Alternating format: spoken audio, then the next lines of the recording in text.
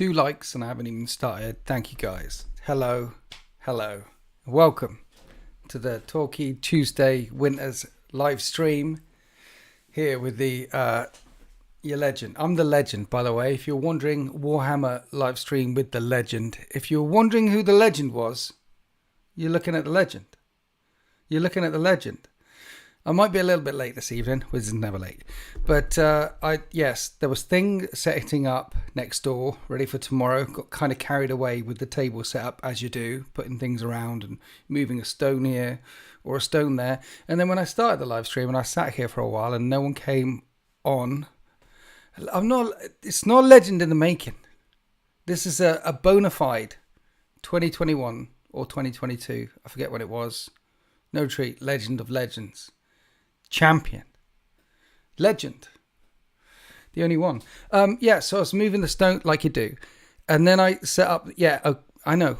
And then I may have started the live stream with the private, on private, and not flip it to public. You know, like you do? You do that sometimes and sit here for a while just staring and waiting and thinking, well, I'm a legendary exactly, the flat cap legend. So thank you for joining me on this Talkie Tuesday live stream. Hello, everyone.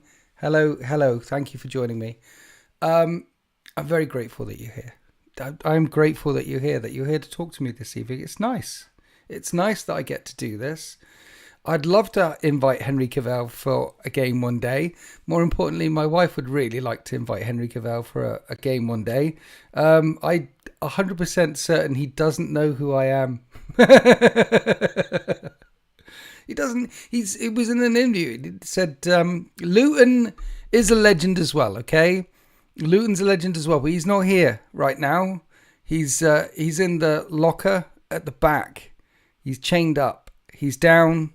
I'll only unleash him from time to time to sing me softly to sleep with his dulcet tones.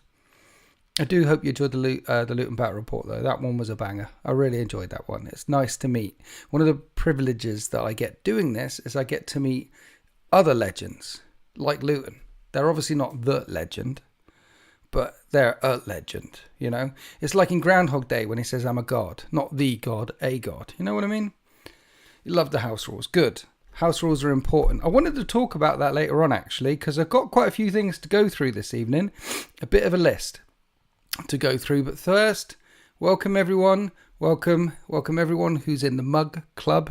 Welcome everyone who is a member. And if you're a tier 3 channel member, you get an extra battle report every single Winters Wednesday. Thank you, Friendly Neighborhood Inquisitor, for gifting a membership. If you've been gifted a membership, that's a level 2 membership. It gets you into the Discord.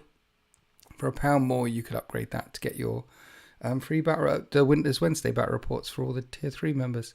I did actually speak to YouTube about trying to get the gifted memberships for the next tier, and they said they couldn't do it. So there you go. Happy birthday, Heresy Squat. He's 12 months. He's turned 1. He's 1 year old. 12 months of tier 3 membership. Happy birthday. He'll be out of the nappy soon. Well done. Thank you for your support. Thank you everyone for your support. It is the most wonderful time of the year almost. So if you're looking to support your loved one, merch is the way to go. Winters SEO merch. Check out the thing in the thing. Thank you to the one person who bought merch between this live stream and the last live stream. Sullivan Gilbert evening. He's coming tomorrow. Sullivan Gilbert. He's coming. He's not bringing the orcs though. He's bringing the bugs. It was your birthday yesterday, was it? Well, he's like really, really old now, like 68 or something. So he's coming tomorrow. He's not bringing the orcs. I'm bringing the orcs. We're going to play some Squid Game. Yes, Sullivan Gilbert. We're going to play some Squid Game. I've tweaked the rules a little bit for Squid Game to make it more streamlined. Squid Game, for those that don't know, is dodgeball with squigs. It's a classic. I'm playing that one.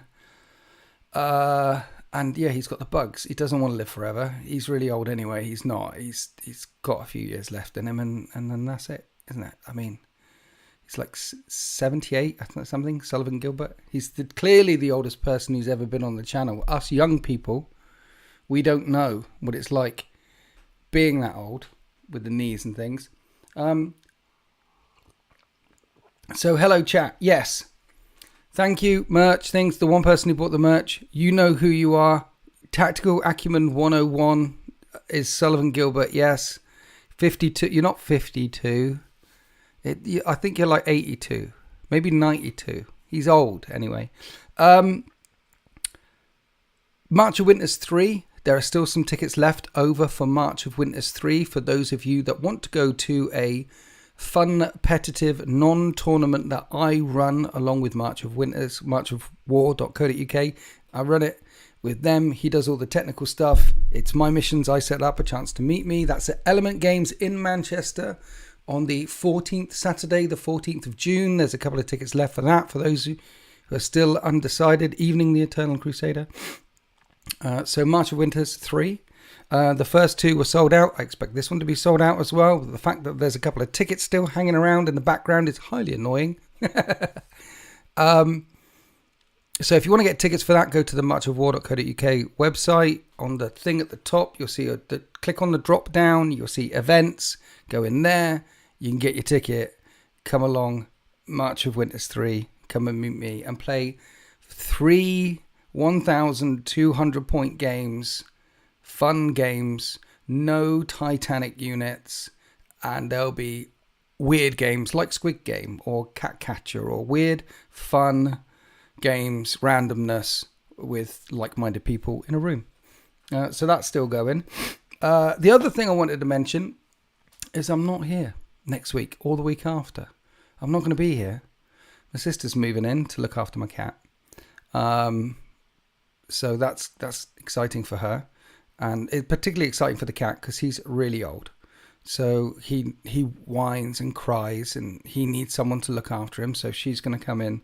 But yeah, no live stream next week or the week after. The next live stream, I think it's the 12th right now. The next live stream will be on the 3rd of December. So yeah, she'll have time to harass me, chat, before I'm away for a couple of weeks. My model spending power has been shot in the knee, says Eternal Crusader. Cooker, washing machine, and dryer packed up, all in the space of a week. Things come in 3.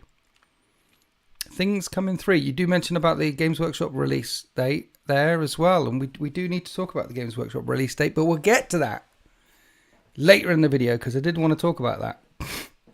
So yeah, March of Winters 3, 14th June, Element Games, Manchester. Tickets on the marchofwar.co.uk website. They've stopped all 40k releases. I do want to talk about the 40k releases. I've got it written on my list of things I want to chat to you guys about. My sister can't run the stream. She can't. No, I don't want to touch in any of this. This is set up perfectly, right? It's idiot proof. Even I can use this stuff. No one's touching this shizzle. So that's the next upcoming videos. There's not going to be a Winter Sister stream. No, no, it's not going to happen because I'm not here. And the other one's in Canada, so it's the sister that's here. It's not the other. I grew up with 2 sisters, 2 of them. Why couldn't I have a brother? 2 sisters is just, it's too many, isn't it? I mean, one of them is one too many, but 2 too many. They weren't interested in 40k or Dungeons and Dragons or Judge Dredd or Transformers or SpongeBob SquarePants, or they liked My Little Pony and making sense rather than just talking absolute gibberish all the time. They made sense. I think sisters are overrated, personally. You know, I did turn out. You have 5 sisters. 5. That's 5 too many. It's not. You're not allowed to kill them either. You know, you shouldn't really kill anyone. But sisters, I mean, just one. If you have 5 or 2, just one of them, you should be able to bury somewhere. I mean, it's family, right? It'll up the Christmas gift count as well. If there's less sisters, that means parents have more money to buy you more shizzle, right?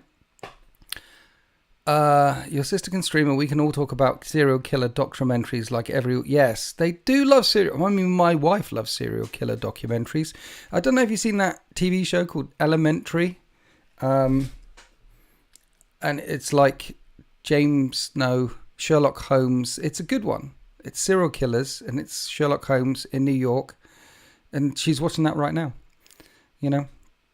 Serial killer documentaries. No, it doesn't serial killer documentaries she doesn't like. It's more like she likes thrillers and things like that. And Elementary is actually one of her shows that I have watched too.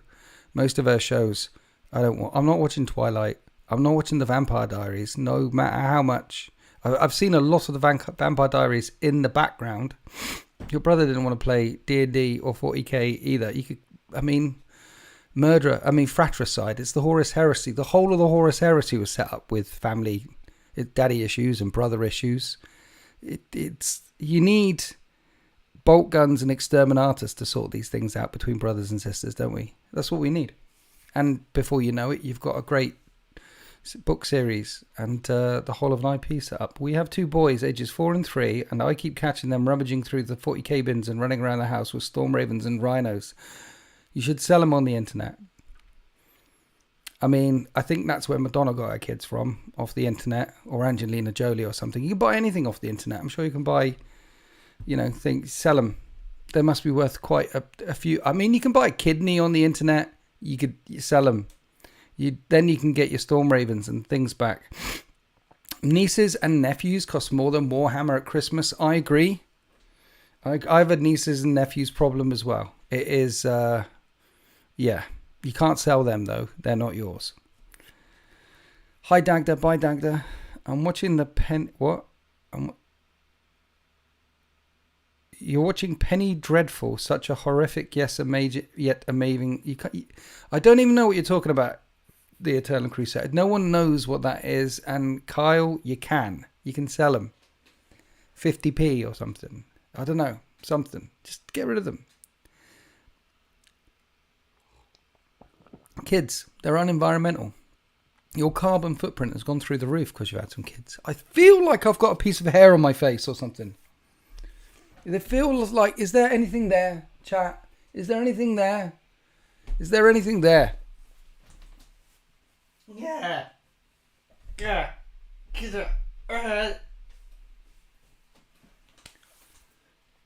Hi, Damn Legion. I like the idea of the new Siege of Terror book as well. That sounds exciting. I've never heard of Penny Dreadful. No.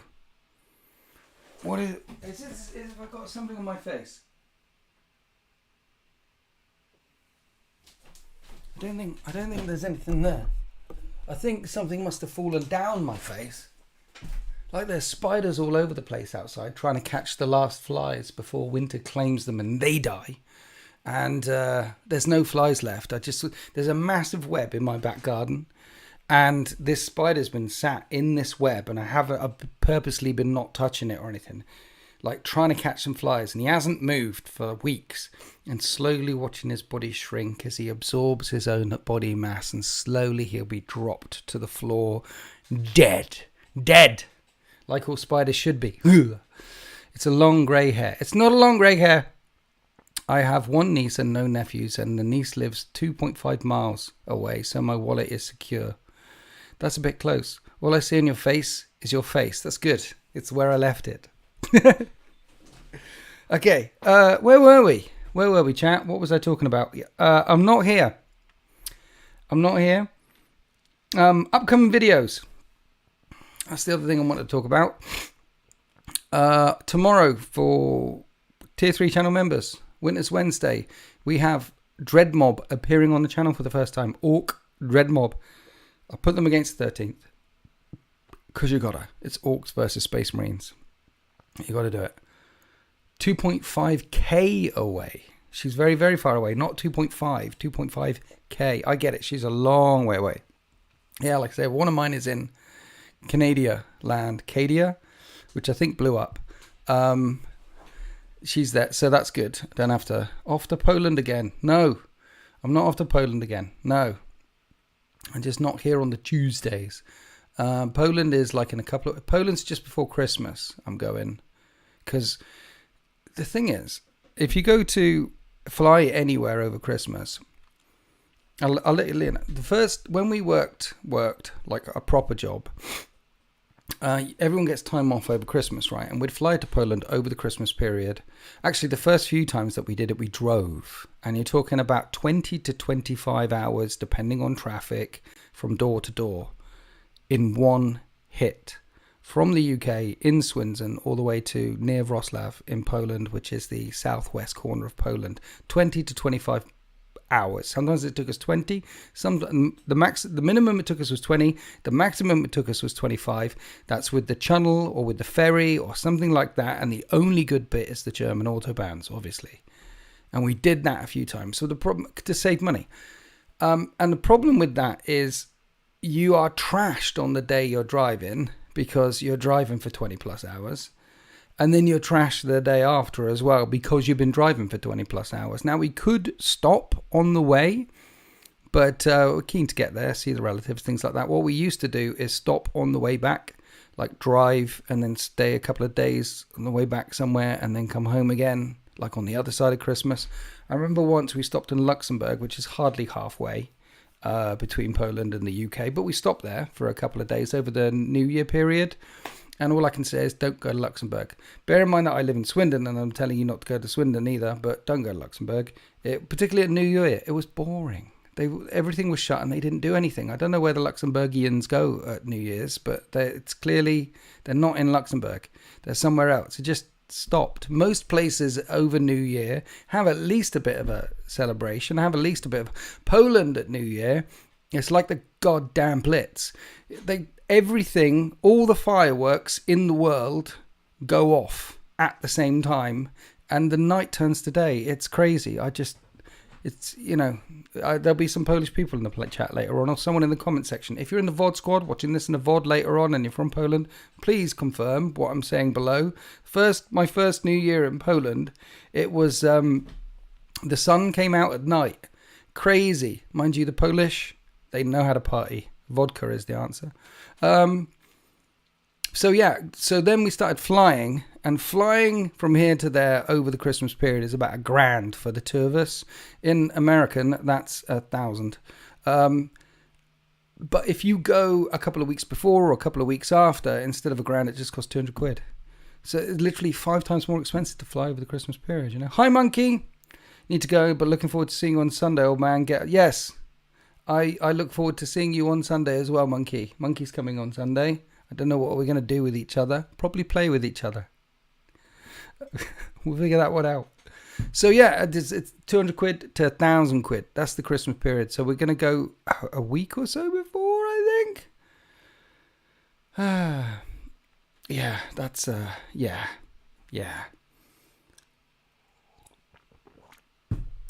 Where are we? Mug Club. Upcoming videos. That's what I was going to talk about. So tomorrow there's a Dread Mob video. 2,000 points. Dread Mob. That's going to be good. That was a really fun game.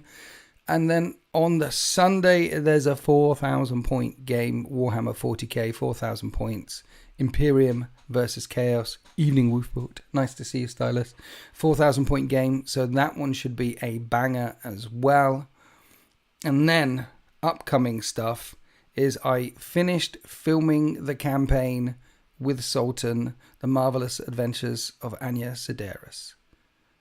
This is a 4-part D&D meets 40k campaign where Sultan's got his Inquisitors and their warband, and I've got my D&D brain, and I mean, I started out trying to ruin his day, but look, I didn't. I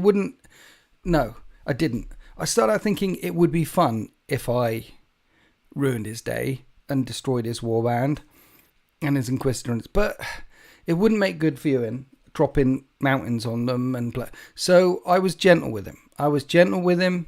We worked together. We came up with a semi-systemless rule set for D&D meets 40k together. And we work through a story together. 4-part series. They're all about 50 to an hour long. That'll be coming out for tier 3 channel members as well. And the first one's coming up on the 27th of November. I'm going to do 2 in a week. So there'll be 2. It does sound really cool, doesn't it? There'll be 2 coming out in 1 week, 2 coming out the other week, as well as the videos coming out on Sunday, and it'll be for channel members. And I'm thinking about, after it's all out and all released, hello Iron of the Spoon, I'm thinking about putting the teaser one out for YouTube, the first one out for free. Thank you, Dan Bleason, I appreciate you. Thank you. You're a bloody legend as well, mate. Thank you. Yeah, so 4-part miniseries, 40k meets D&D. It was someone's idea, really. He's got so many inquisitorial agent characters, like, hey, I want to do something with this, and I was like, I've got a cunning idea. I can destroy them, so I don't destroy them. We make a narrative, and it's good. It worked out. It worked out so well that someone wants to do another one, and I want to do another one as well. But I don't know when we're going to get a chance to do one. But we're talking about maybe doing another one, a la Saga of the Red Forest, Part 1 and Part 2, that sort of stuff for the OGs who remember that sort of thing. So that's coming. That's the content that's coming up. Lots of stuff and things.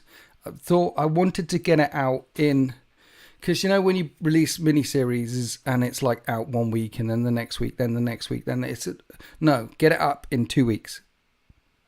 So those of you who are crazy enough to want to binge it all in one go can binge it all in one go, because that's what I would want to do. I'd want to binge it all in one go. When I've watched mini-series and things like that Mini Wargaming do, I like binging it all in one go. So that's coming. Like a pre-Christmas present. So that's all the things on the channel and things. Sultans of Swing must be in dire straits, lol.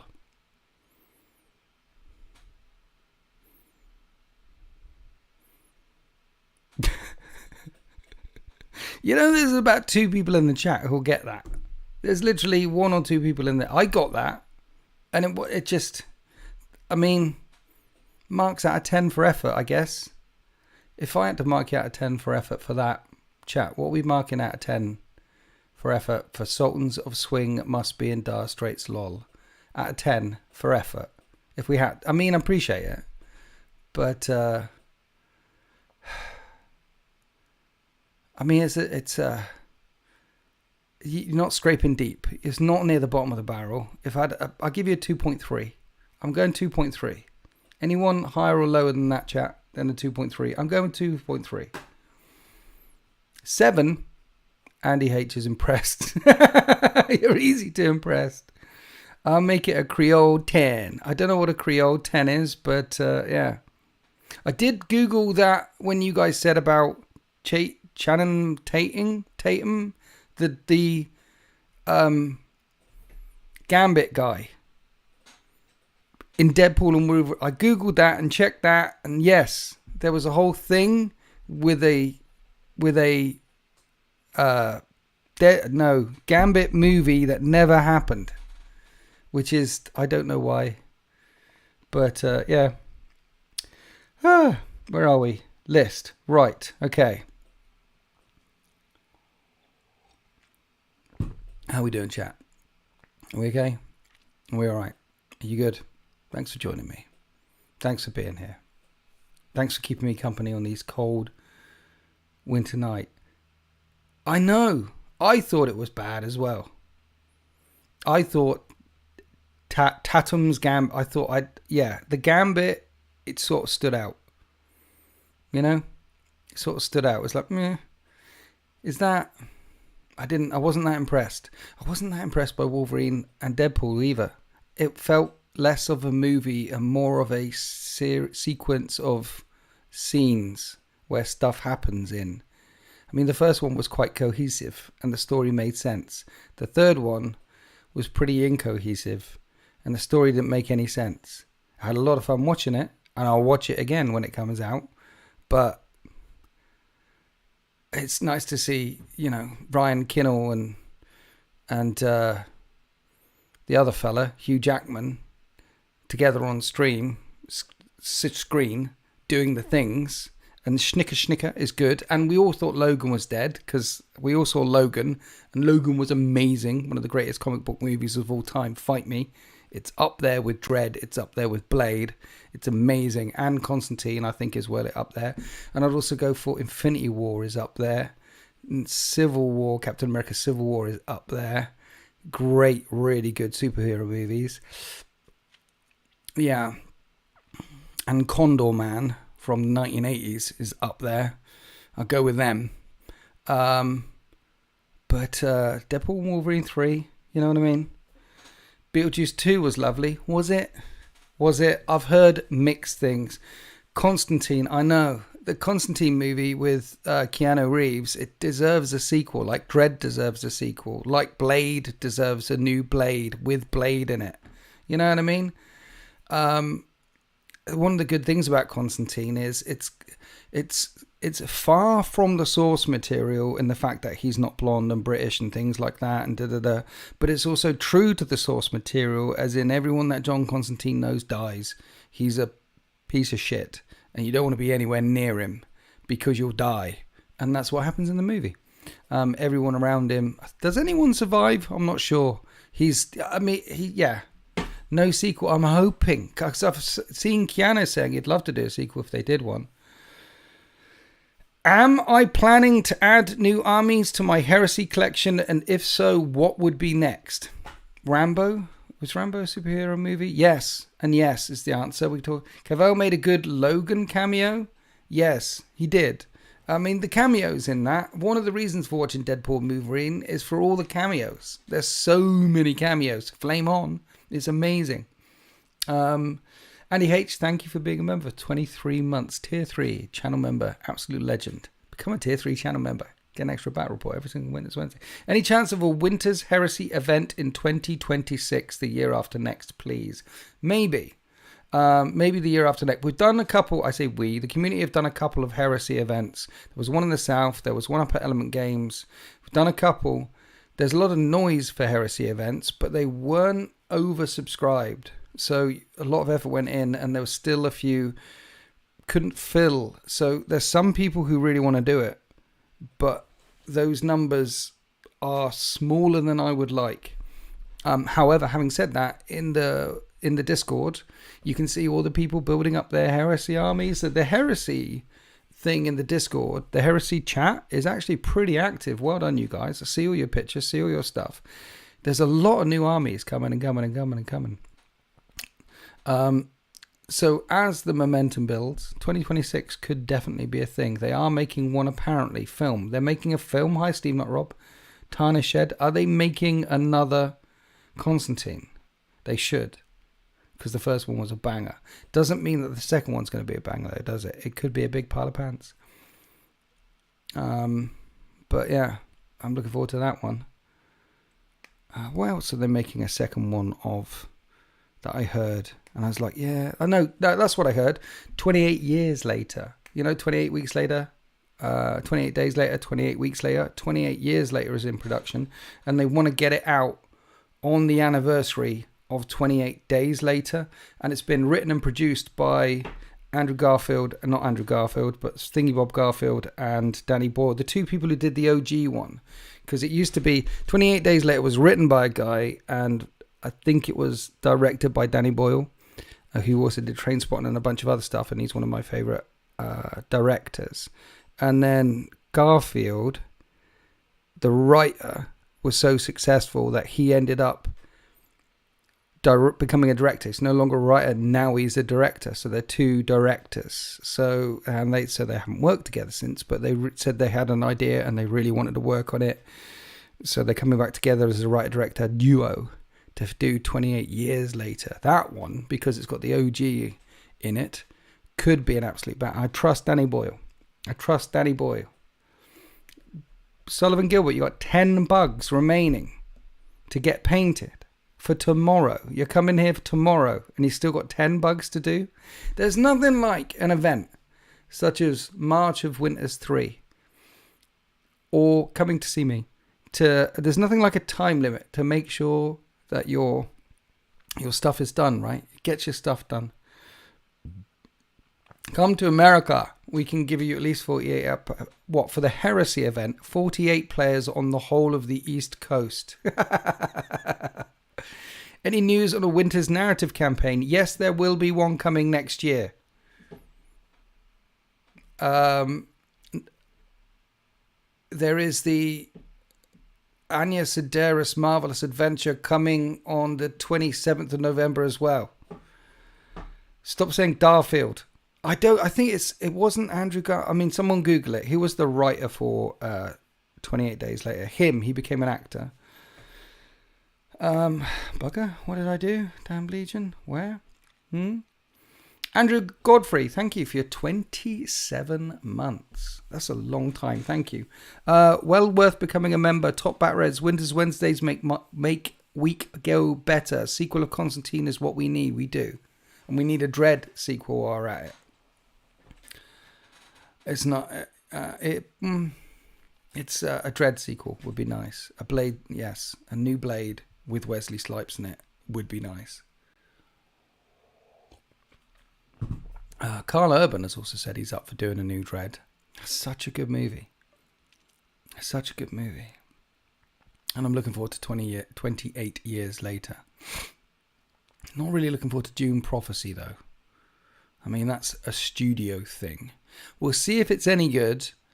Like Penguin, for example, the noise comes out.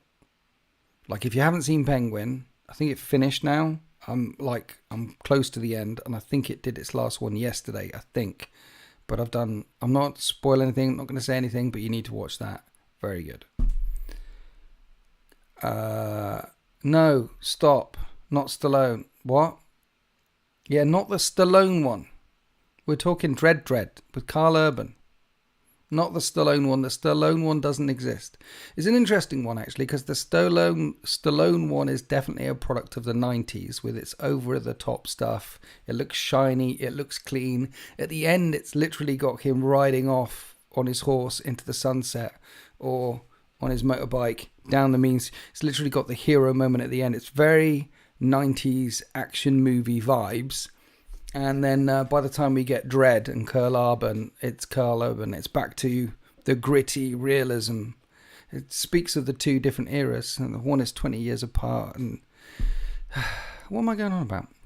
Got my March of Winters ticket today. Now I need to paint more stuff and remember how to play 40k. Well, Morty and John, I really look forward to seeing you there. You don't need to paint more stuff. Bring along your Howling Griffins. They are an absolutely banging force. No Titanic units to this March of Winters 3, but I look forward to seeing you there. I haven't seen you for some time, buddy. It'd be good. I actually think, Tassanara's in the chat, and he's coming. No, he's not coming. Tassanara is flying all the way in from Japan for King of the North, and then he's coming here on the 26th. Hello, everyone. Good to be back, says Soul Hunter. Soul Hunter. He's back from outer space. Just walked in and found you here with that sad look upon your face. Did anyone hear that? Buy someone you love a mug from the merchandise selection. Winter's SEO Mug Club SEO mug selection for Christmas, for a family member, for yourself. Where have you been, Soul Hunter? I mean, if you're back, where have you been? Merch. No, that's not an answer. That's Damn Legion. Merch. Question mark merch. You think it would if you do question mark. You think I'd have the stream set up. So if you put, I know those are key things that if you type in a thing like merch, it will take you to the merch. Or if you type in a thing, it will take you to the membership thing. Or if you type in a thing, it will take you. I'd like to have that set up. But I don't, because I don't know how to. Afternoon Sheep King 1. He's Sheep King 1, not Sheep King 2 or Sheep King 3. And 4 is right out. The Red Sands of Mars. Nice. Nice. That's where he's been. The Red Sands of Mars. So anyway, what have we done? We've done the wrap up. That's what's happening. That's where we are. That's what's going on. We've wrapped up. Okay? So if you're new to the stream at this point and you want to know what's going on, then you've got to go back to the bit before this stream, and somewhere in that noise, I'll talk about where we are and what's going on. Okay? What bet reps do we have tomorrow? So I've talked at Jacques Woods. Hello from France. I just said we've talked about what we've done. We're 30 odd minutes into this, and it's taken me this long to talk about where we are and what we've done. So you need to go back and look at the things, because we're moving forward. Don't look backwards. You're not going that way. Ragnar Lothbrok. I don't even want to ask about Sheep King 5. No. Just Sheep King 1 is the only Sheep King for me.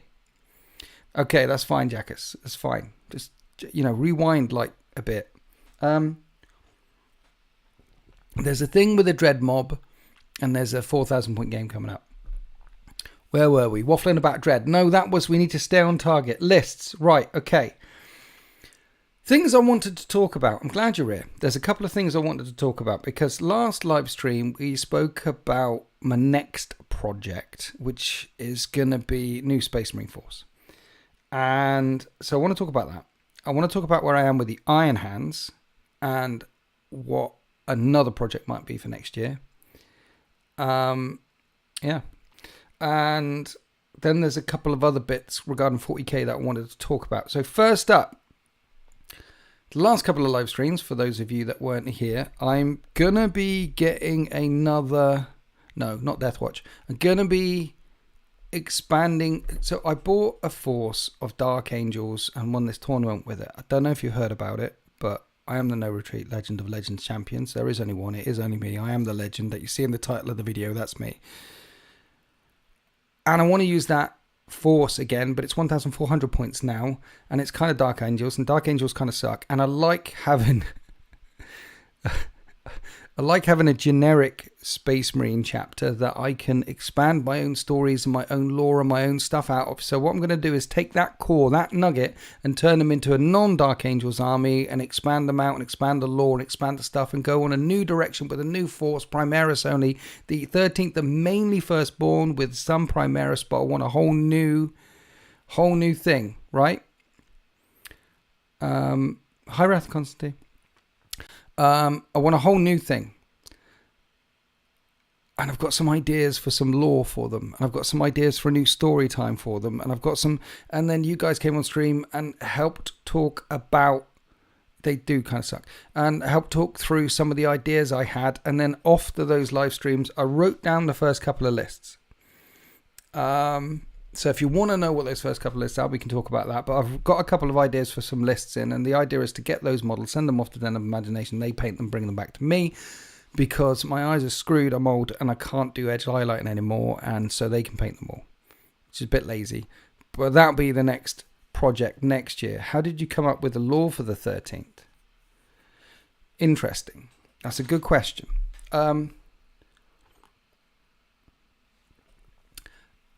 It started off very small many years ago, and it starts off with just naming a character.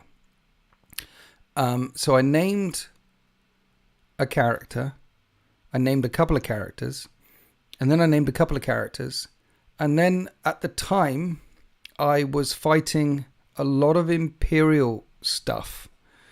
So why were these Space Marines fighting these Imperial stuffs? Either they're traitors, and I didn't want to be that. I'm a loyalist through and through, so that they had to be renegades. They had to be outside of the thing. So the lore naturally started progressing. Once you name a few dudes, and then pick a world, don't pick a world where they come from. Name a few dudes.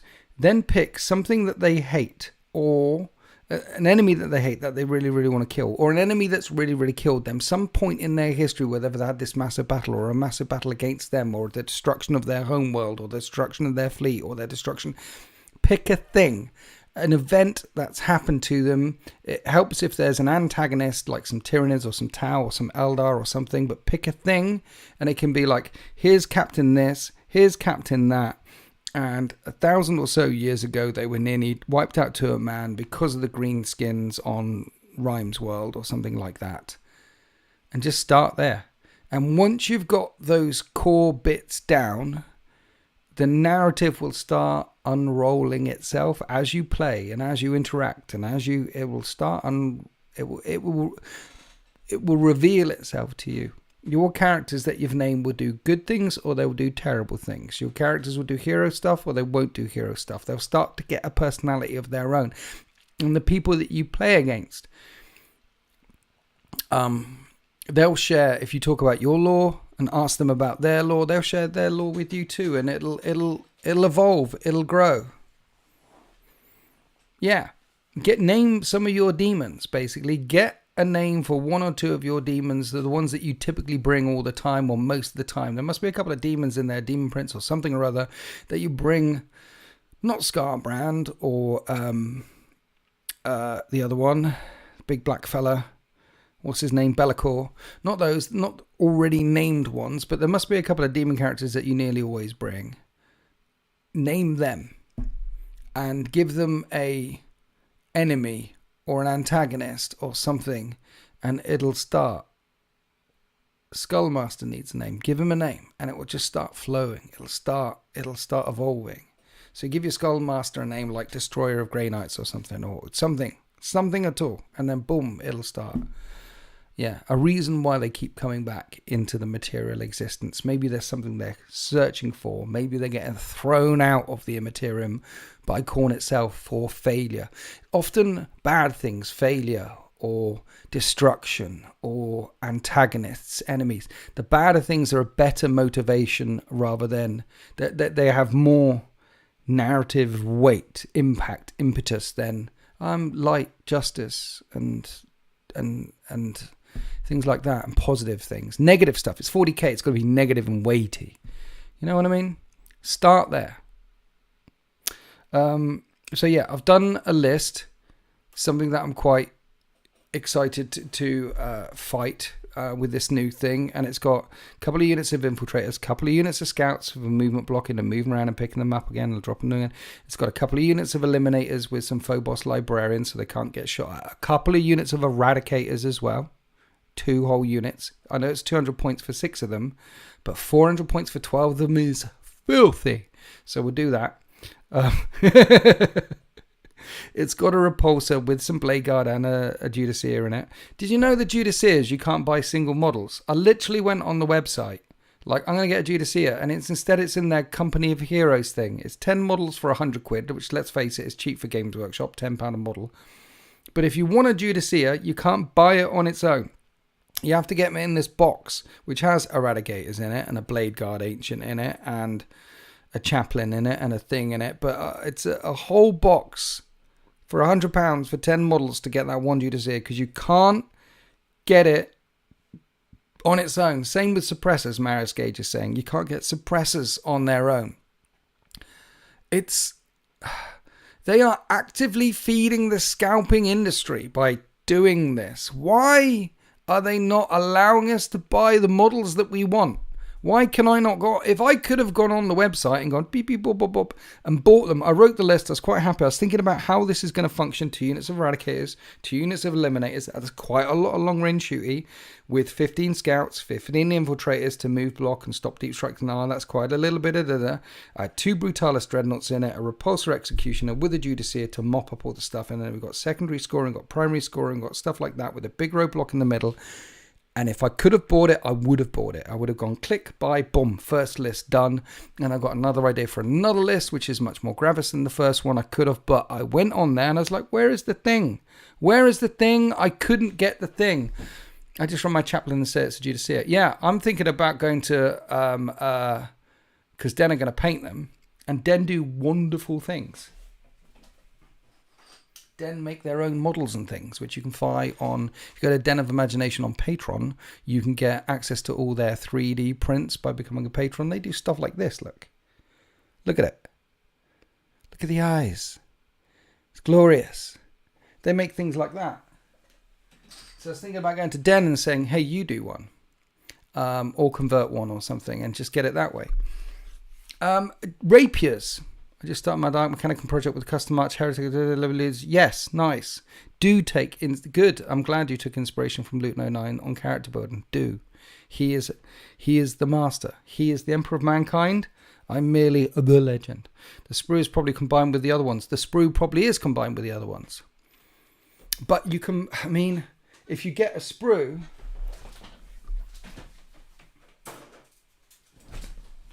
and it's like combined with the other ones, then honestly, it's just a production thing. You get the sprue, you get it off, you crack that one off and put that one, not that way, chat. Crack one off is a Judasia sprue from the other sprue.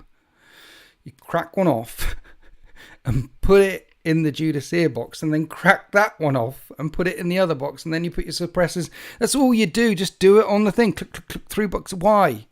They could do it if they wanted to.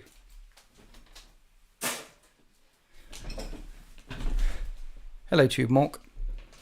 So it's why. It's just a scalper's paradise. Here's another thing. 2024 was the year of the Iron Hands. I was going to paint Iron Hands throughout the year, exclusively Iron Hands, and get my Iron Hands ready for Horus Heresy. And my other Heresy armies are only about 5,000 points. And this one I knew it'd be big. And I didn't do that. I still painted some Custodes. I still painted some Mechanicum. I still painted some 13th. There was still some Dreadnoughts and some tanks for the 13th as well. So I went a bit off script. But I'm nearly finished with the Iron Hands project for 2024. And I really want to do a video, like, stop it. I want to stop it no matter where I am on the 31st of December. And make a video on, like, well, it'll have to be on the 2nd of January. Because, 1st of January, everyone's dead.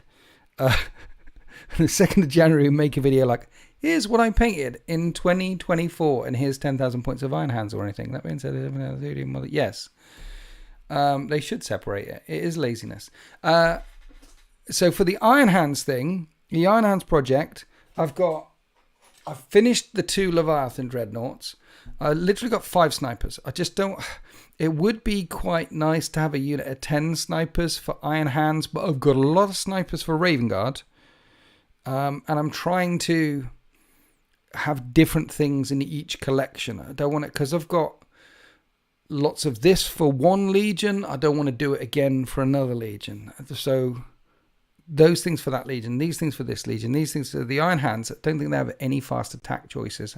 So just 5 snipers, because I wanted some Iron Hand snipers because of Shadowkin and the lore and some of the stuff that you see in... there's that bit in Vulcan Lives. Those guys in there, for example. Minion voice. Is it freaking out? Is YouTube freaking out, guys? Hi, Pickle Nick. So yeah, I've got 5 snipers to do. I've got a Spartan to do, 10 Volkite guys to do, who are also in the Raven Guard, but so there's some overlap. And I wanted to get some laser rapier destroyers for the Iron Hands, because I've got las cannon guys in the Emperor's Children, and I was talking about Judicias, that you can get them, but you've got to buy 9 other models. If you went to the Games Workshop website right now, Games Workshop, and then put in laser rapier destroyers, they literally don't sell them. You can't buy them. So there's this book telling you these units. And then you go to the place. This is a company that makes this and wants to sell you miniatures. And then you go to their website to buy that miniature, and it doesn't exist. WTF, what is that about? What is that about? Is there any other business on earth that creates a demand for a product that only they can produce and they don't sell? You can't buy Cato Sicarius. He's in the book. He's literally Cato Sicarius, and you can't bloody buy him. You can't buy him.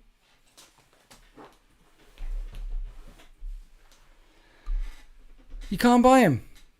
There are miniatures. So I went on eBay. I thought, I know, eBay will have me. I'll be able to buy rapier laser destroyers on eBay. £100. £100. I want 3 of them. £45 on the Forge World thing. or $44.99 or whatever. Click. Got not there. Not there. This page cannot be found. It's like click. I would have, even though it would have been 100 and something pounds, and I would have bought. Yes, doesn't exist. So 3D printing it is. I wonder if the 3D print market would be as big as it is if Games Workshop actually produced the units that are in their books. Not that I have a 3D printer, but I know a guy. 3D printer goes brr. Yeah. Chinacast is also a thing. Because GW executives they have a collective IQ of 10. A collective IQ of 10, definitely. We exist in a hobby where you can't get the things. Say you had another hobby, say it's paintballing. And you go down to the woods with your friends and you go down to the paintball thing and they've all set up. It looks swish. Like Games Workshop stuff, it looks absolutely fantastic. They've got bunkers, they've got smoke rolling through. They've got destroyed tanks that you can paintball in and all of this and all the things, and you can get that, and you can get your gun and your things and you go there and they don't sell any paintballs. No, we don't sell the paintballs, mate. You want to play with them? You want to play with those rapiers? You want to play with the paintball? We don't sell the paintballs. We've got the whole thing. But no, who does that? Who? Games Workshop does that. Would there? I swear to God, you hear about it on other podcasts and things with Peachy and a few of the other guys talking like if Games Workshop aren't interested unless they know they can shift 100,000 units or something. But it's like a tree with branches, right? If you snip away those branches, it doesn't make sense to me. Imagine being a fisherman and you can buy reels and flies. I know. There's a tree with branches, and they might not shift 100,000 units of them or 100,000 units of them. They might only shift 10,000 or 10,000 or 10,000, but they should. All of those branches water the hole. And once you've got a 3D printer, this is the other thing about it. Once you have a 3D printer, Games Workshop aren't just missing out on that sale for that thing. They're also missing out on the next sale. So someone says, I can't buy that thing. I'm going to get a 3D printer. I'm going to print it myself. Make an equivalent of. And they make it. And then further down the line, they get used to the 3D printer and they're checking files and things and going, oh, look, I can get this and I can get this and I can get this and I can get this. They will still buy Games Workshop stuff here, there and everywhere because of all the 3D printer guys that I know, they still buy Games Workshop stuff. They still buy some Games Workshop stuff, but they buy less Games Workshop stuff. Even some of the Games Workshop stuff that is available, they'll look on their 3D. If it's expensive, and let's face it, Games Workshop stuff is expensive. They'll look on their 3D printer first and go, I'll just print that. And so they're not. So if you buy a 3D printer to get a thing for a thing because they're not selling you that thing now, they're not just missing out on that sale now. They're missing out on that sale next year and the next year and the next year and the next year and the next year.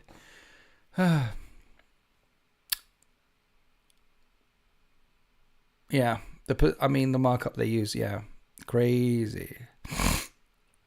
In the future, I expect Games Workshop to only sell starter sets.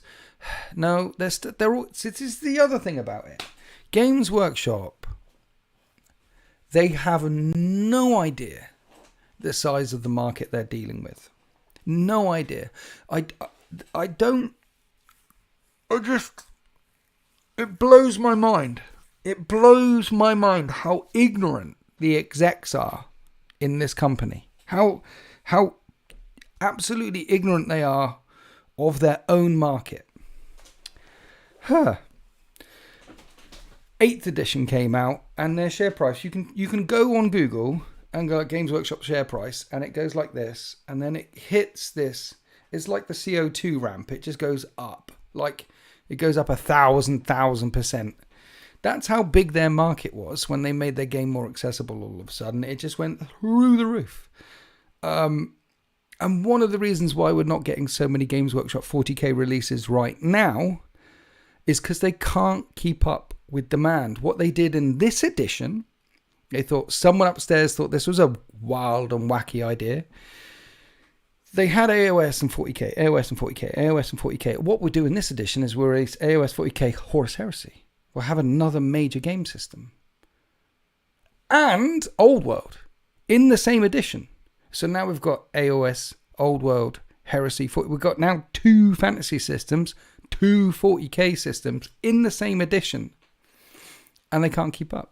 They cannot keep up with demand. They're building Factory 5 right now. They're building a new factory for all the painting stuff. They've got no idea how big their market was. They should have released Horus Heresy in this edition and waited for the next edition to release Old World and then re-release Old World in the next edition. No one knew it was coming. It was a big surprise when they all started talking about it and things. Danger, danger, Winters, your freebies. They don't give a crap about me. They don't. They don't watch this show.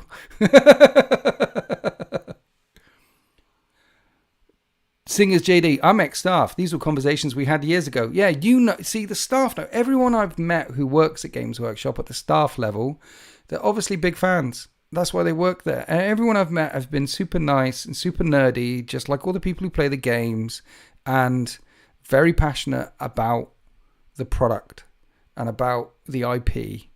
They're great guys. I've met a few managers as well. Danger, danger, Winters, your freebies. I'm not going to... So... yeah. I mean... Middle management in England. UK problem. UK-wide problem. I imagine it's a global problem. It's a global problem. You guys work places. You know what I'm talking about.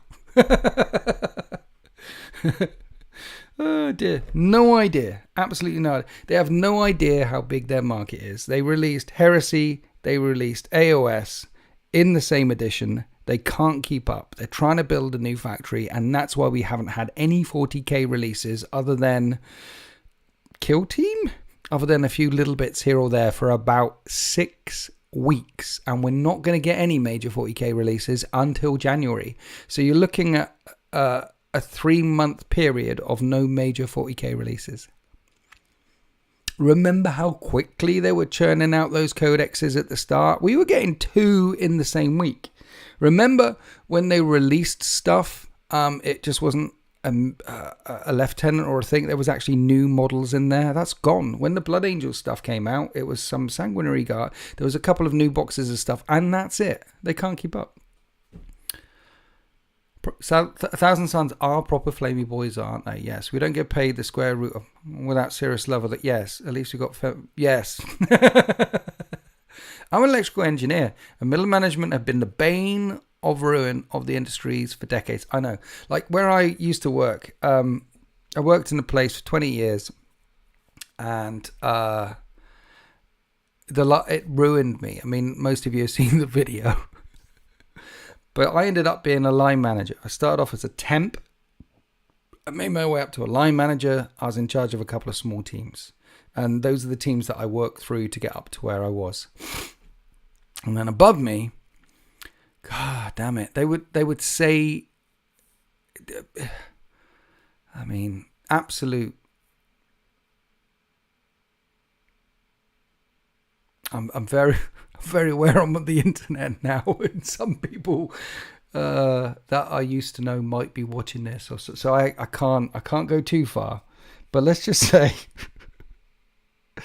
that working for a bunch of people who have no idea where the rubber hits the road, what it's actually like on the shop floor, or what it's actually like with the customers, or don't even care. It's about chasing the next set of figures, chasing the next set of figures, chasing the next set of figures. And there are literally departments that exist to support other departments. What is that all about? There's literally managers who make... there was one manager. There's a couple of managers that I've met that were actually quite good in my tenure there. Literally, of all the managers, I can think of two in all. And there's one guy very high up, and he said to me once, he said, one of the ways you can tell a difference between a good manager and a bad manager is bad managers generate more managers. They end up with more managers around them, and they can take the fall and they can blame them on and da-da-da. A good manager will streamline the process, improve the process, make that he needs less managers, or she needs less managers around them. Good managers generate less managers, and bad managers generate more managers. And and in the end, you end up with companies that are so full of managers and departments of one and things like this. It's just crazy. Meanwhile, most of us are doing all the hard work all the time. And Games Workshop are just, And the other good managers normally leave though as well. You're right. And Games Workshop as well is pretty much a monopoly. So they're not like in the car industry. This is another guy I met. It's in the car industry. If a manager comes in and makes a change, that means production drops by 1%. They're gone. They're gone because 1% in an industry where the margins are so fine, where the competition is so fierce, that if you make a change and it leads to the 1% reduction in sales, you're gone. But in monopolies, in industries where there's like Games Workshop or pharmaceuticals or high-end luxury stuff, that you can make changes that move the share price around all over the place, but the managers stay there. It's just, I'm ranting. A lot of frustrating behavior is driven by KPIs. If you measure somebody by if you measure somebody by inappropriate milestones, you'll get the wrong behaviors. Yeah. Anyway, so Games Workshop, they have no idea how big the market is. The explosion that happened when we had 8th edition shows that, and the fact that they can't keep up, that they released 2 massive editions, because Heresy is bigger than AOS, and I haven't seen the figures yet, but I imagine Old World is getting bigger than AOS as well in sales. They released 2 huge editions in the same edition, and now they can't make enough product to get it out the door. If you're a Horus Heresy player and go on the Forge World website, 50% of it isn't available, well, not the Forge World, the Games Workshop website, 50% of it isn't available at any one time. They can't do simple little fixes because they're all looking in the wrong direction at the wrong KPI. They can't do simple little fixes like if you go to start collecting on the Games Workshop website, you can't find the rulebook there. You can't find the start collecting paint set there. That should be bang on there. Individual miniatures like the individual lieutenant, individual Judicia, individual this, individual that. Because they're on mixed sprues, you can't buy all the individual things here or there. It's a mess. And it's chase the next figures, chase the next figures, chase the next figures. And it will take them. And so long as they're making more money, they think they're doing well. Last year, 2023, the last set of figures that came out from their shareholder release thing in August, September, they had the best year ever. They had the best year ever for Games Workshop in terms of revenue, in terms of profit, in terms of stuff. So they think they're doing fantastic. But you and me and people who work on the shop floor at Games Workshop, who you've spoken to, know that they could be doing so much more, so much better. But they have no idea how big the market is because none of them up there play or understand, or they're just blind.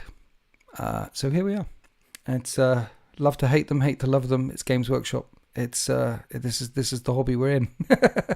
And I can't buy my laser rapier destroyers. I can't buy them. And I can't buy my single Judicia. I would have bought 2 of them and 3 of them. I would have bought them. And now I have to go to third parties and other people to buy them. People say that there's a scalper problem. I wonder why there's a scalper problem. Let's go to the chat before I keep ranting. Whichever manager is in charge of Warhammer Plus needs firing. I used to defend it for years, but man, what a garbage director this year. It's all AOS and fantasy stuff. No 2K, 40k barrel for like a year. Which manager is in charge of... There you go. 2 massive editions, and there's... and there's a huge video game. The number of people...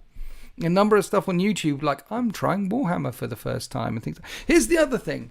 You got Space Marine 2, a huge video game. Where was the linked in merch with Space Marine 2? Here's another thing. If you play 40k right now, you play Tournament Edition. It's like playing Call of Duty CDL League. Imagine if you picked up Call of Duty. Now, I'm going to play Call of Duty Black Ops 6.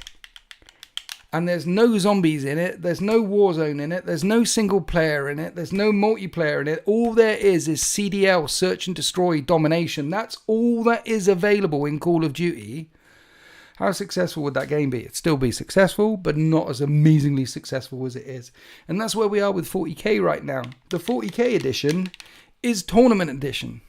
Is the Call of Duty CDL League. What is that all about? There should be a zombies mode. There should be a battle royale mode. There should be, when Space Marine 2 came out, all these potential new customers coming in, there should be a soft landing for them, which is combat patrol sort of, but kill team sort of. They've got a couple of little tendrils there. I'll give them that, a couple of little tendrils there. But people want to play the big game of 40k. So then you go to the big game of 40k. Where is the deck? The open war deck. Where is the casual play deck? Where is the Maelstrom of War casual play deck? And then they should sell a tournament pack separately. Even in the main rulebook. You go to the main rulebook, and in the main rulebook, flip it through. For edition after edition after edition after every single edition except this edition, you opened up and there's 6 missions. There's Relic and Line Break and what are the other ones? Like Rhine, Big Guns Never Tire, I think there were 6 missions in that main book. Or you could go over here and do the other. In this one mission. What is that all about? You should be able to open up the main rulebook, and inside there's 6 missions in there. And it should also say, and here's all the other missions. You can get this pack of deck for casual play. You can get this pack of deck for random Maelstrom Day. And if you want to go to tournaments and organized events, here is the mission pack. And then you opened up another section of pages, and there's 5 or 6 pages of tournament mission pack. And then you need to go and get the mission deck, which will change every year to keep it in season, keep it update. It should be an extra thing in the thing. It shouldn't be just the standard way to play Call of Duty, SND, wired up on 12 Monster Energy drinks, trying to smash the dragon. You need the casual thing, particularly with all the new players coming in with Space Marine 2. So it's just missed opportunity after missed opportunity after missed opportunity, I feel like. I know casual players do not spend huge wads of money to try and keep up with the meta. That's what happens at tournament play. They're the whales. They're the ones that keep up with the meta, just like the CDL pros and the guys grinding the camo and getting the skins who are playing Call of Duty all the time. They're the ones grinding and getting the skins, and they're the ones spending all the money and all the COD points, and they spend another. But they didn't start out like that. You don't get into 40k thinking, I'm going to be a tournament winner. You get into 40k thinking, I like Space Marine 2. I want some of those miniatures. So there needs to be a soft and broad crash landing for all the people who spend 1% or 5% as much money as these people at the top. But if you get in more of the people who are spending 1% or 5% of the people at the top playing casual this and keeping them in the hobby, then you get more of the people who make their way up to the top and saying, I want to go to Las Vegas and make somebody cry.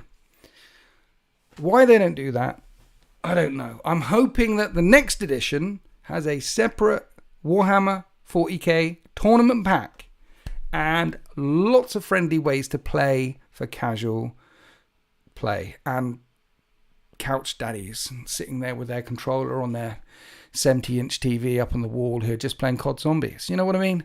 There needs to be a comfortable environment for many different ways to play. In the previous edition, you had open narrative and match. You had many ways to play. It's an idea that they had before.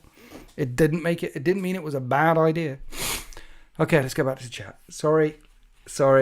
I'm ranting a bit this evening. I'm ranting. Where are we? Let's start at the bottom. That we're this deep in the edition and there's still no terrain rules worth a dang is sad. You have ruins and that's it. Where are the boards?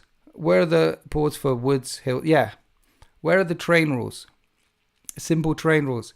They probably would explode even more if they're digital rules. Don't get me ranting on the digital rule set. That's a whole other thing.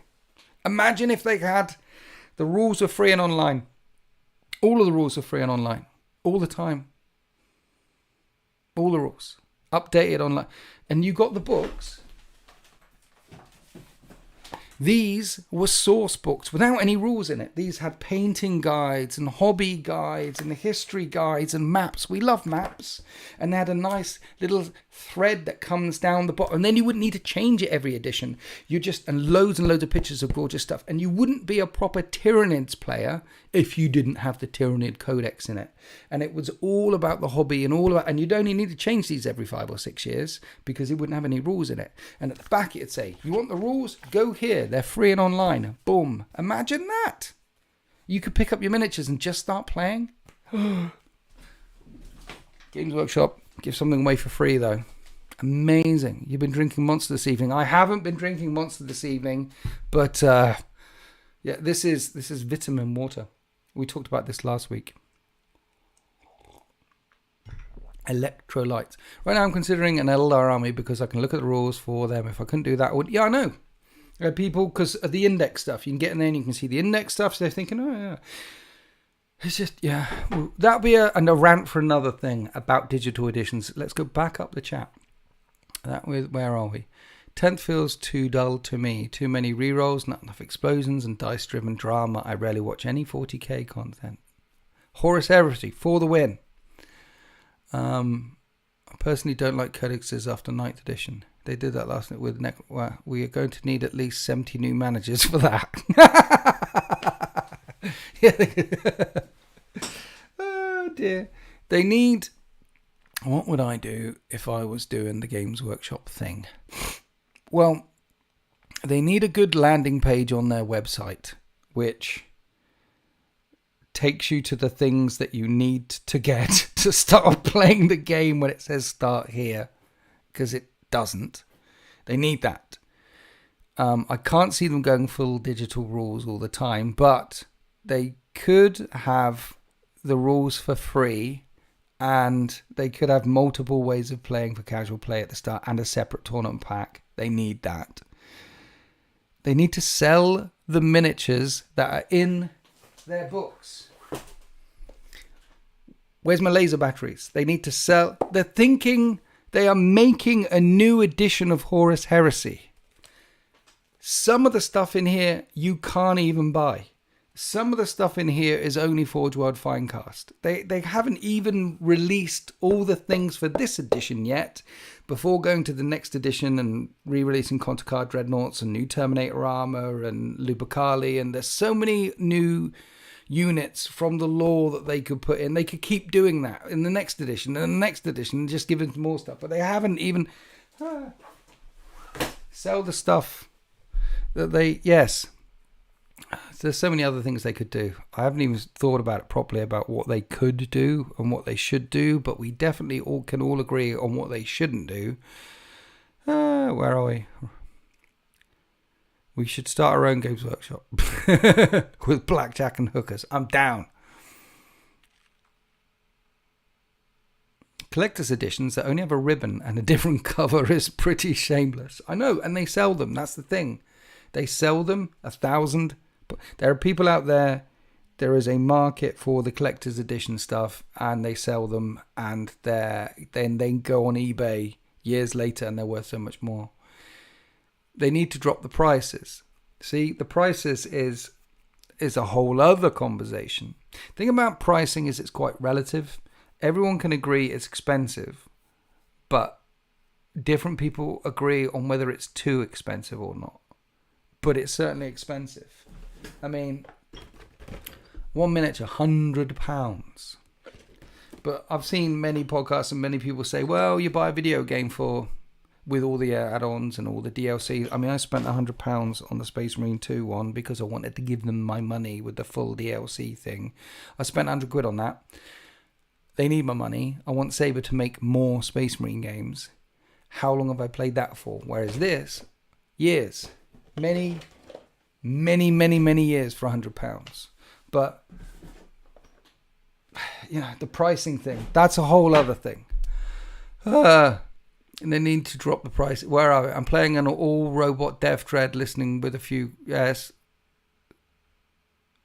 Okay, I'm playing an all-robot Death Dread list with a few grots. It's amazing, very swingy, and no one can defend against it, as I don't even know what it's going to do. Good. GW is super reliant on whales. They are.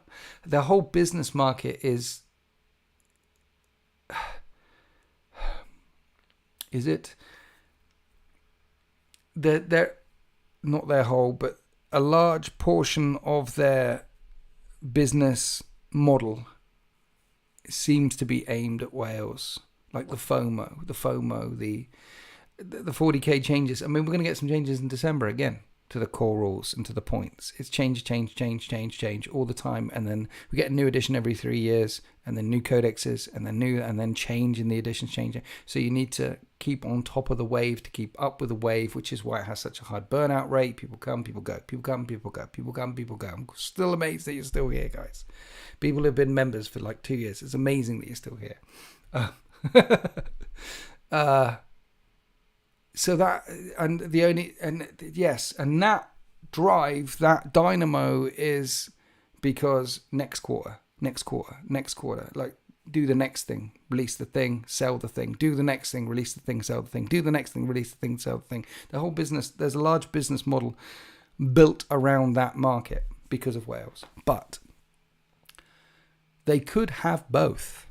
They could have a solid underlying base rules system, and that's a separate tournament pack with the mission pack for the tournament pack changing every year, the updates for the tournament pack changing every year, but make sure the mission pack and the updates only affect tournament play, don't affect the rest of it. The rest of the play is the rest. It's one of the good things about Heresy and Old World is like the rule system and the points for this game are exactly the same now 2 years on from release as they were on release. It's the same. So if you want to build an old world army, and I highly recommend you do, if you want to build a heresy army, and I highly recommend you do, then you can get into it knowing that by the time you've got to the end of your project, the points and the rules for your project are the same at the end of the project as the beginning of the project, which you cannot do for 40k.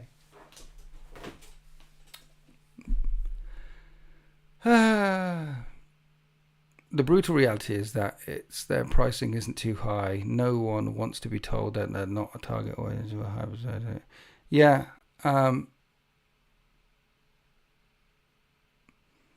Their pricing, pricing is very relative. I mean, the vast majority of their audience are mums buying stuff for little Timmies, and mums have a lot of money to buy stuff for little Timmies, particularly on birthdays and Christmas times. And apart from mums buying stuff for little Timmies, the other large portion of their market is us. And we have jobs. And we can buy this stuff if we want to. And we do. We could buy a sofa, or we could buy that big Christmas box set. So she gets the sofa, we get the box set. In the grim darkness of our future, there is only shareholder value. Exactly. Have a 500-point level for new games to run at. Yeah, so they have got a 500-point level for new gamers. It's called Combat Patrol. They have got a new entry, new start called Combat Patrol. And I do know some people who play it. And I have spoken to some people who have played it. And it is good. And they tell me good things. But I've also spoken to lots of new people in my community and direct messages and things like that. And people start at Combat Patrol for like a month or 6 months, a short period of time. They want to play the 2,000 point. They want to jump to 1,000 points. They want to then jump to. It's like I've got a Combat Patrol. I started off with my Combat Patrol orcs, and I had some fun with it. But I want to get to a 1,000 point army. They want to jump. They want to get to. So they have got a landing mat. They have got a landing pad for those people outside the hobby. It's Combat Patrol. It's Kill Team, but people don't stay there. And we buy those boxes, the Kill Team boxes and the Combat Patrol boxes, and Games Workshop think, hey, look, these are selling like hotcakes. They're selling really well. They're selling really popular. But we're buying them because we want the miniatures inside for our bigger armies. We don't want the Combat Patrol. We want the thing. We want the Combat Patrol with the other things. Or we want the one miniature in the Combat Patrol box that they don't sell separately because they do these things, because their business practices are whack. Where are we?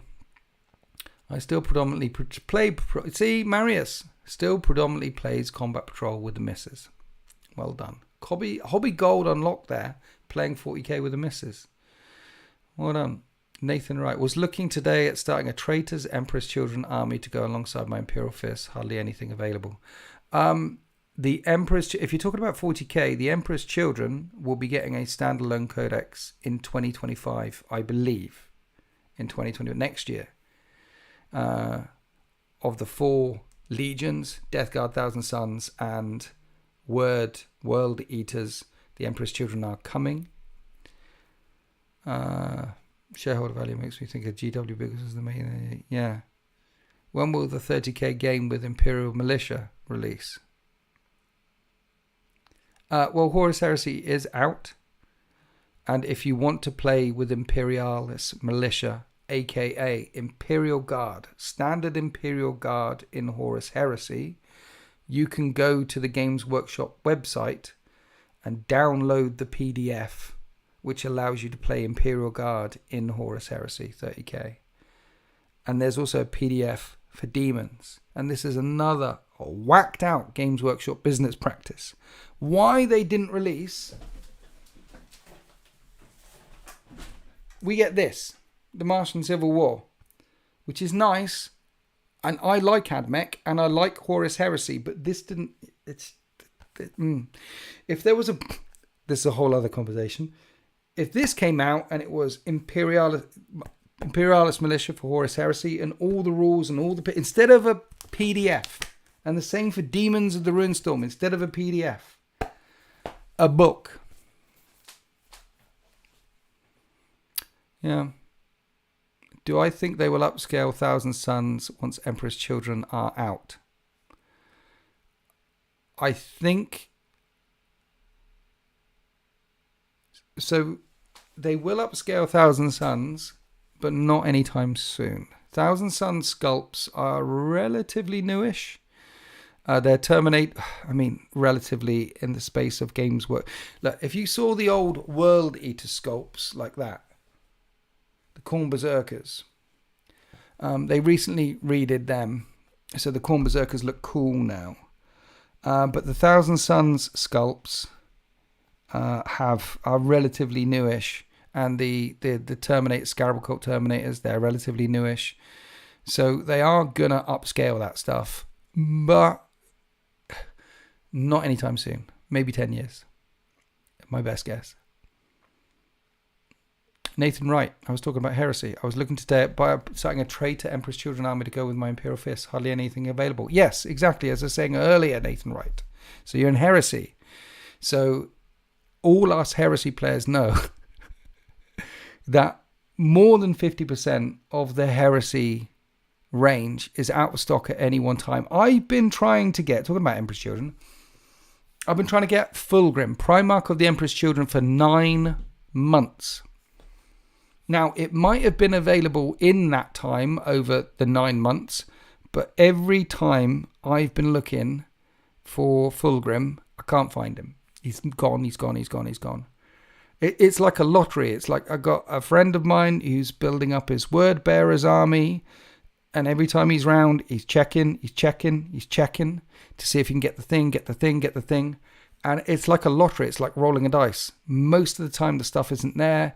And then on one occasion, many, many months down the line, it's like, oh, look, Zardu Layak is in, and I can get Lorgar, and buy, and get it. And then we'll be sat down a week later, and he's like, look, it's gone again. And literally, Lorgar sat there. But yeah, half of the stuff is out of the, yeah. They need to, yeah. They completely underestimate the size of the market. They don't know the size of their own market. What other companies like that? Doesn't know. Just doesn't know. Hey, we'll release Heresy in plastic. If they released everything in plastic, in Heresy, it would sell. Like say, branches on a tree. The more little bits that don't sell as much. Like It took us 2 years to get the close combat weapon sprue, and it's not out, by the way. We've got the special weapon sprues. We've got these ones. They're available. We've got these ones. They're available. They teased the special weapon sprues for close combat like a month ago. Still not out. But they might not sell 100,000 of these a year or 100,000 of these a year, but they do sell them because I'm holding on to 2 of them right here. They do sell them, and these bleed in. If I've got that, then I'm going to buy things to stick them on. It bleeds into other stuff. Where are we? Yes, I can't get Sanguinius. I tried to get him last March at Warhammer World, but no joy. Still waiting for him. But I believe you. The old Fulgrim or the new Fulgrim model? The old Fulgrim model. The new Fulgrim model, Fulgrim Ascended, rules-wise, he's weaker than the guy on his own. Fulgrim Ascended isn't good as Fulgrim on Foot pre-Demon, because Fulgrim on Foot you can put with a unit of guys, and they can become ablative wounds. Fulgrim Ascended, Demon, can't attach to anything, no ablative wounds, can take him down easier. You can take the Demon one down easier. Something they'll address in the next edition. I love my plastic Kratos. Need bigger tanks in plastic now. They do. Why are there no Lord of War big plastic tanks in Soul Hunter? Thank you for your donation. Cheers for your time again, Winters. Your latest HH Mechanicum game was brutal. Thank you.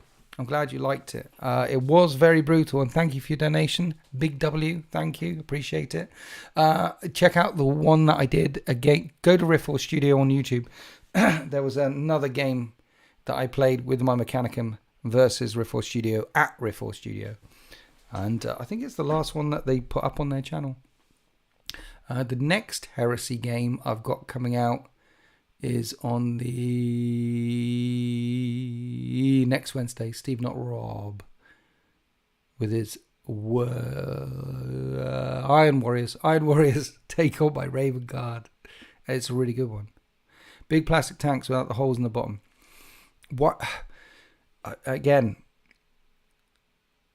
the number one model, if Games Workshop want to make a lot of money, apart from release The Emperor of Mankind, which doesn't need rules, I mean, all the people coming into the hobby from all the things, can I buy the Emperor model? No. And I don't care, as I said before, I don't care if it's the guy in the chair, all face falling off, or the guy with the big sword, whatever. Emperor of Mankind. Do you even Warhams if you don't have the Emperor of Mankind model? You know what I mean? The fact that they didn't sell that blows my mind. Anyway, the other thing, if they want to make billions, a plastic Space Marine super heavy tank for 40k. And you can play it and Heresy as well.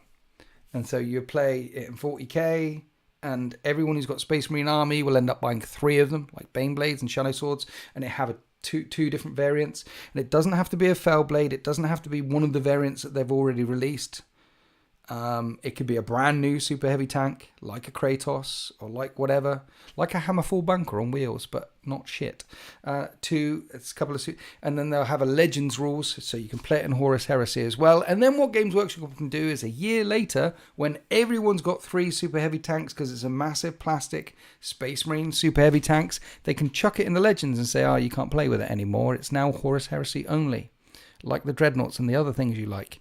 And then re-release it in a different version just for 40k. And make all the 40k players buy them again. Because all of a sudden they can't play with their miniatures anymore. Because they like doing that too. Abaddon's... How do I even say that? Abaddon... I can't... Thank you for upgrading to tier 3 membership. You absolute legend. Super heavy grav tank. Yes, but not like the Astra. No, not grav. Not grav. Because big, it's got to have big Abaddon Lost Arms. Nice. Thank you for upgrading to tier 3. Appreciate you. Not a grav tank. We want something that looks completely inappropriate for the battlefields of the 41st millennium. A bit like a cyborg walking around with a big lamp on his head and an arm, which is like a power fist. The first time you saw a big power fist, you thought, what is that all about? Why has he got a giant wank hand? It's not... We like the inappropriate things. The reason why a Land Raider works so well is because it looks like a World War I tank, only on steroids. We want a big, chonking Space Marine tank that looks like if you dropped it from the table onto your foot, it would hurt a lot. That's what we want. Not a grav tank, not an Astraeus. That's why the Fellblades look better than the Astraeus. That's why the Land Raider looks better than the Repulsor. Skimmy things, leave them to the Tau and other dirty Xenos races like that. A tank. Tanks are cool with treads. Super heavy tank with treads.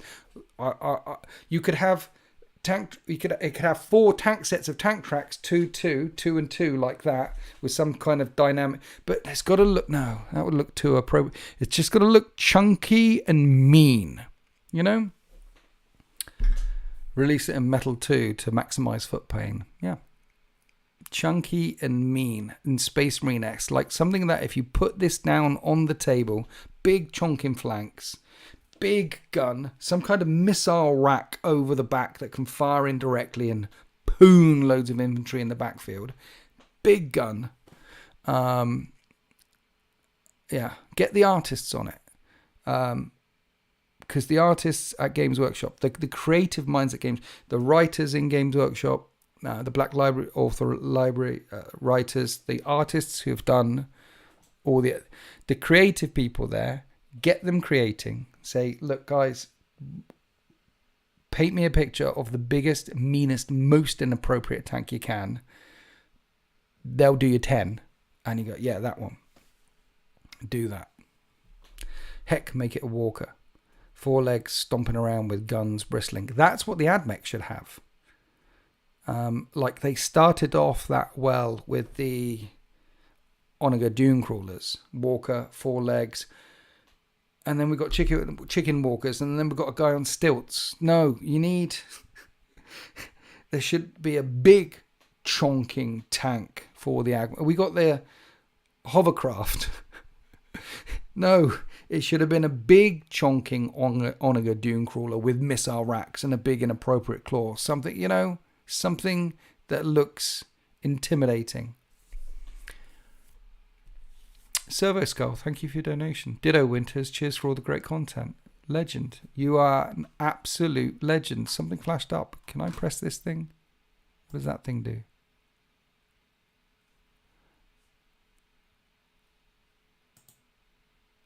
Maybe I shouldn't have pressed that, but it flashed at me. But I appreciate you, Servo Skull, for your donation.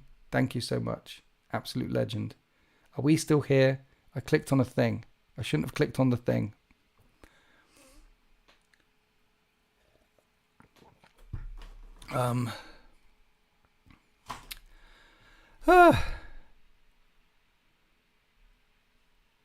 Yes, we are still here. All is well. Ding. Steam train is more Votan. We want that land train. Do we? Do we want the land train? I remember the land train. It was a terrible idea then. I think it's a terrible idea now. I think Votan want Votan. They want their AI. The leagues of Votan. The leagues of AI. The Votan feed the AI, and the AI feed the Votan. They're a symbiotic relationship in the same way that the AdMech and the same way that the Mechanicum and the Imperium are through the Pax of Mars. They're the same thing. Without the Votan is the STC, is the thing that clones and generates more little stumpy Votan running around all over the place. And the stumpy Votan mine and look after all the things and all the bits they need to keep the Votan alive and all the other cores. They've got this symbiotic thing going on. And it's it's the lore that they put together for it actually makes sense. The reasons why we haven't seen them for 10,000 years, only in bits and pieces, actually makes sense. The reason why the Great Crusade didn't get there, Center of the Galaxy, makes sense. It's one of the better pieces of lore they've come up with. I quite like it. It's solid. It doesn't break under examination in the case of... We need their machines with their brains and their things, like in Matrix type stuff, like walkers and floaty thing. There's all sorts of things they could do with the Votan side of things, not steam trains, you know? Admech Ordinatus, that would be amazing.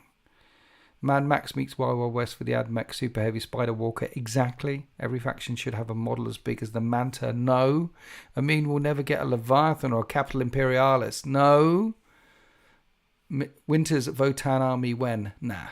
To be fair, Games Workshop, they did send me a lot of Votan stuff through when that started, and I gave it all away to Sultan. But because I knew Sultan could get it painted up really quickly, and then we saw it on the channel. And he did. He got it painted up really quickly, and we played a bunch of Votan on the channel. And I'm certain that when the new Votan Codex comes out, Sultan will be back on the channel playing with his Votan stuff. Because he loves his Blood Angels right now. You know, he loves his Blood Angels right now. If I had the Votan army, it would be another army I'd need to learn the rules for, and it would take me a long time to get it painted. Because I can't paint like Sultan. No one can paint like Sultan. No one. Sultan is the Legend of Legends painter when it comes to painting. Yeah. Dudes, my dudes, how are we going? I've been ranting. There was yes. So I think I got through the list. How we doing, chat? Thanks for watching. Thanks for keeping me company this evening. It's been emotional. Yeah, he scores. It's been emotional. It's been good. As I said, speaking of learning an army, with the crisis that's been simplified, is Tau easier for you now?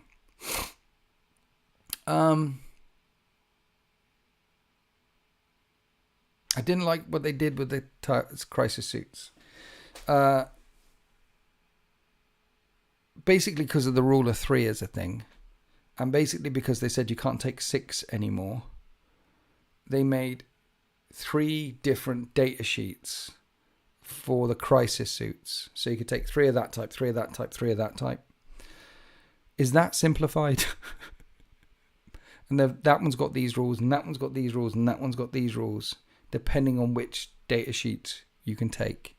That seems like a lot of mental gymnastics and rules changed in order to allow people to field a bunch of crisis suits on the table for rules purposes. What happens in the lore, what happens in the narrative is they come in units of 3 and units of 6 in bigger units. They come down, and it depends on the weapon system that the crisis suit is loaded up with. What they should do with Tau crisis suits is they should have the XV88 crisis suits on a data sheet, and you should be able to bring them in units of 3 to 6, and they have a rule, and you can put whatever guns you want on them.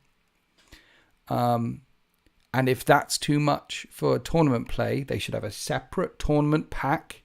And in the tournament pack, the list of restrictions. And in the tournament pack, one of the list of restrictions could be crisis suits can only be taken in units of X and Y. And that can change every 12 months or every 6 months. They could update the tournament pack to say eradicators can only be taken in units of 3 now instead of units of 6. They used to be able to bring Vanguard and infiltrators for Admech in units of up to 20, and it was always a thing. Horde Admech, 20 Vanguard, 20 infiltrators, and they trimmed it all the way back down to 10.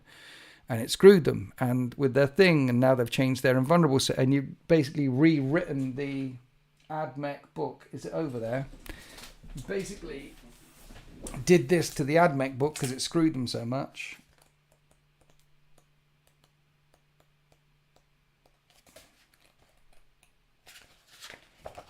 You know, writing all over it like that. That's the new rules to the AdMech, because those rules for this book, if you buy it in a store right now, they're out of date. So instead, you could have it in a separate tournament pack like these things. They're bending a lot of rules for tournament play, because as I was ranting about earlier, there isn't any casual play 40K. It's all tournament play these days. And it should be in a separate tournament pack. Yeah. So what was talking about? Yeah, so crisis suits. There should be one data sheet for crisis suits, and there should be, that's XV88s, and they should release XV89s in plastic, hazard support suits, XV89s, XV88s.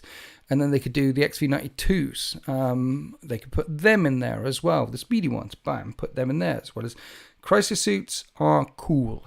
Riptides, cool. The big suits in the back, cool. Stealth suits, cool. Put them in there. Don't take... Yeah. So that's what I think about crisis suits. What happened to the list? The librarians with the Phobos sounded interesting. Yeah, I'd have 2 units eliminators with librarians in. Because then I won't need any more eliminators. And then I won't need any more Phobos librarians. And then you can't shoot at them. Some bigger guns. Look back at your first battle report using Tau to see the old confusion. You weren't in a good space there. There was periods in the channel where, yes, there's definitely been periods in the channel where mentally I have not been very healthy. But we're much better now. Thank you for asking. Because we are necessary, we stand in ignorance and annihilation, we enforce the form. It's a bit tough that you have been schooled to hate, but must be swallowed. Stranger come knocking hobbies. Is that a quote from a thing? I don't know whether it's a thing. I don't know, but nice quote, by the way. Yeah. So the crisis suit thing, I like crisis suits. I like Tau and the law. There should be more examples of Tau empires here. Like, there's the Tau here, there's the Votan there, there's this other empire here, this other empire here, this other empire here. There's a lot more space for small, minor Xenos empires throughout the 40k universe. And the Tau are just one of them, represent one of them. I like crisis suits. Yeah. Stuart Fields, member for 12 months. Hi, Stuart. Got my cuppa in my witness mug to celebrate a year. Thank you. Thank you for your 12 months, Stuart, all the way from the land down, and I appreciate you. So you've been doing this for a while now. Do you have any tips for all of us who want to start a channel or who has a small one? Yes. Don't start. No. Yes, tips for starting a YouTube channel are... your time is a huge thing. It becomes a hobby and a hobby of itself. That's the bane. I was never aware of how much time it would take up. Your hobby is, everyone's in the hobby, everyone loves this hobby. You've only got a certain amount of time in the hobby. It becomes a hobby on a hobby. So you got to make sure that you have enough time at the start. And that time is continual, not just time now, but time in 6 months' time, time in a year's time, time in 2 years' time, time in 3. Have you got enough time to carve out an equal amount of time that you spend in the hobby? If you spend this amount of time in the hobby, you need an equal amount of time in the hobby to then make videos about this hobby and put them out there. How big or small your time is in the hobby depends on how much.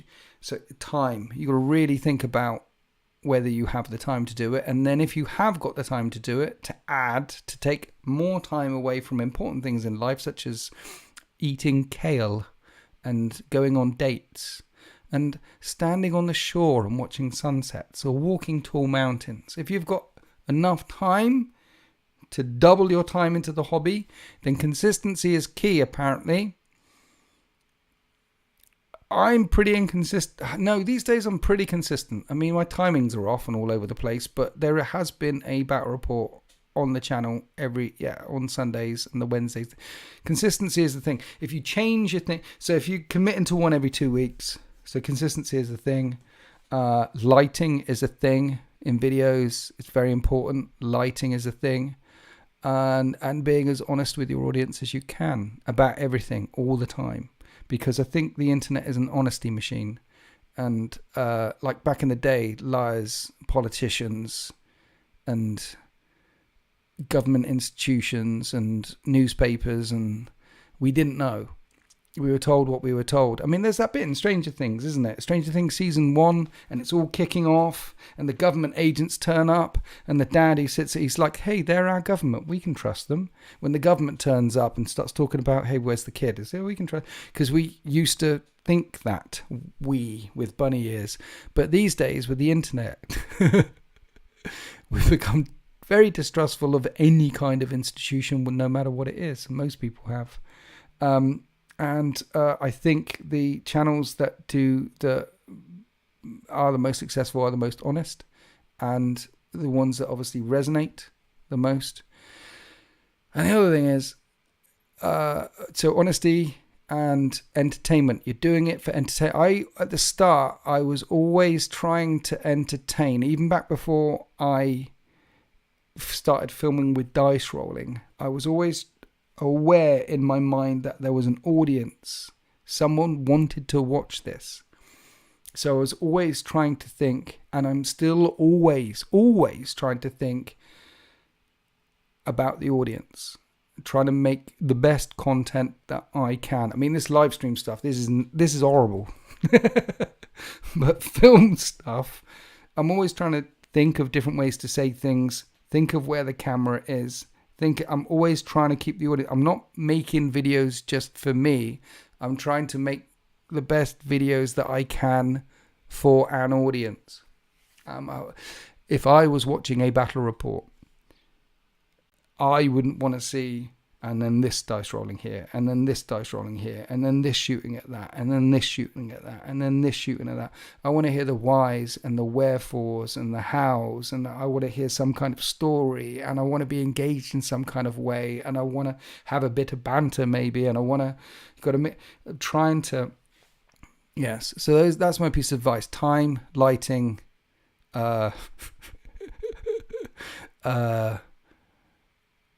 or you're making it for someone else, not for you.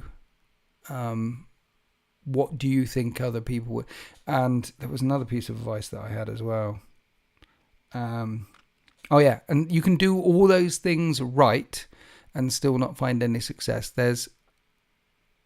It all comes down to luck. It really does. A large part comes down to luck. I've seen some fantastic YouTube channels that don't get enough views, and I've seen some channels that get lots of views that create absolute crap, and not just in our hobby but outside out. You know what I'm talking about. There's some channels out there that you watch and you go, how did it's because I don't know, it's luck. I hit it at the right time. I came in when YouTube was a small thing, and then I started showing dice rolling like 6 months or 9 months before it switched to 8th edition, and 8th edition blew up. So I was going in the right direction with the right amount of subs, with the right amount of content when 8th dropped, and there wasn't any massive. When I started, there wasn't lore channels, there wasn't hobby channels out there. Lore channels and hobby channels like Squidmire and Miniac and people like that, Midwinter Minis, they came after the Battle Report channels, and the lore channels came after the Battle Report channels. Originally, people wanted to know, how do you play that game? And all these stuff. If you're doing it now, you want to do a hobby channel or a lore channel. Don't do people start off getting into the lore and doing the hobby, and the actual playing the game is way down the list. So, yeah, you can do everything right. Obviously, you can do everything right, but a lot comes down to luck and timing. And the last piece of advice, and then I'll shut up, is you got to enjoy doing it. I know a few people in this hobby, that are trapped in a golden cage, and they won't talk about it, but they don't like it, and they don't want to do it anymore. But it's their job now, so they do it. There might be some that are vocal about it on some live streams here or there, but they're few and far between. But I know quite a few people who, if they were in any other job, they'd be looking for another job in another department. You know what I mean? I know a few of them. But you got to enjoy what you're doing and enjoy the hobby. 4 years. I mentioned the time thing. It's got to... Otherwise, you don't want to be trapped in that golden cage. Like me, I can't stop doing... I've been in this hobby before. I've been in 40k before it was 40k. And I'll be doing 40k so long as I can roll dice. And I enjoy making content, enjoy talking to you guys, enjoy meeting people out at events and things. I like trying to make battle reports as best as I can. I spend an hour setting up a table. I was late for this live stream because I was in there listening to my audio book and setting up. I enjoy it. I love it. I've been in it forever. I'm still going to be in it. I've got it up. It's in my veins. Games Workshop is not the hobby. Games Workshop is the company. My hobby is my hobby. You got to really enjoy it. Because again, that will come through the authenticity, the truth. If you don't enjoy it, it'll people will notice. People will call you out. Oh, and the last piece of advice is, it's the internet. Get thick-skinned. Get very thick-skinned. Because no matter how much you say, oh, I don't mind what people say, people will say shit. And if you are successful, when you get your first death threat, it'll be very surprising. By the time you get onto your 10th or 11th death threat, you're like, okay, this is the internet. This happens. But you've got to be prepared for that. If you get moderately successful, people will come for you. So there's a whole chunk of advice about starting a channel. Love it.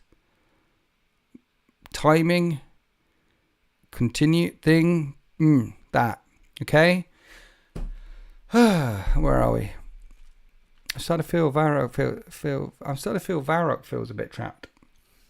You should be sitting on a golden throne. Scalping of which do you think of the homebrew rules? Speaking of which, what do you think of homebrew rules? Homebrew rules are fantastic. Do homebrew rules. Make them up. It's your hobby. Play it your way.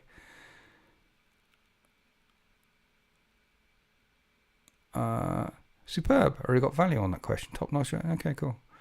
When I started the channel, there wasn't even the internet. Here's the tabletop Chop Norris. Death threat. Yeah, you will get them. If you become moderately successful at stuff. It happens. It's the internet. The first time I thought that's an anomaly, just an arsehole. But once you've had a couple of them, you're like, oh, okay. Some people are really passionate about this, and some people hate me, which is fine. People are allowed to hate me. I'm beginning to enjoy these live streams on Tuesday. I dabble with commission painting under South Wales Miniatures and find your honesty in the hobby refreshing. Check out South Wales Miniatures, guys. Levi Blank, let people know how they can find you, whether it is on Facebook or whatever. Or do they just Google South Wales Miniatures? Maris Gage, I actually started uploading videos the last few days ago. Hoping to get into streaming, just doing hobby videos right now. Nice. Hobby videos is the way to go. Hobby videos is the way to go. If I started again, would I do hobby videos? No, I'd do battle reports. I like telling stories. And I like playing games. I'm a big kid at heart. I did so much role playing when I was younger. And I read a lot and listen to audiobooks a lot. I like stories. So, yeah. I like my escapism. Anyway, where are we? Yeah, strange to come. Yeah, it happens. Haven't had one for a while though. Yeah, that's the other thing. Had someone to play regular games with, you'd be all over about reps too. Yeah, when I started, me and the SEOs, there was about 7-8 of us. We were playing a lot of 40k back then. Part of the reason for starting was starting the channel was YouTube was in its infancy, and there were some videos popping up, battle report videos. I watched a bit of mini wargaming. There was Striking Scorpion, and there were the two big ones, and then there was a lot of not big ones. And I was watching a lot of YouTube stuff, and a lot of it was like 10 minutes long because of the recording equipment. I was watching a lot of it because I was going to a lot of tournaments back in 5th and 6th edition. And so I started watching a lot to get my head around how and why. And with the SEOs that we had a large group of SEOs. We were playing a lot of 40k, and I was like, well, I have better tables and play better games than a lot of the content that I was consuming. So I could share a bit of my hobby with the community out there, because this is, if someone was filming this is pretty good content. I rated the games that we played and the content. This is pretty good. I think there'll be an audience for this. If I aim this with an audience in mind, don't show dogs rolling, just explain why and how and what's going on, and aimed at this, keeping an audience in mind, using my role-playing abilities, my DM abilities, I'm sure people would enjoy this. And that was a large reason for starting. And also, I met my girlfriend, now wife. I wasn't playing as much, but I was lucky enough to have a big group of friends that were still playing quite regularly. Still playing, so you need the friends. That's one of the things they don't say on the box set, do they? Assembly acquired, you may need a pen, and also you need a friend. Yeah.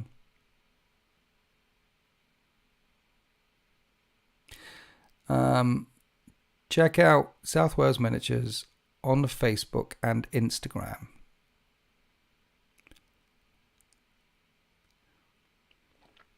Tube Muck, I hope my niche is good. Do a lot of fact, character, shorts, plus hobby evenings and batrets coming at a later stage.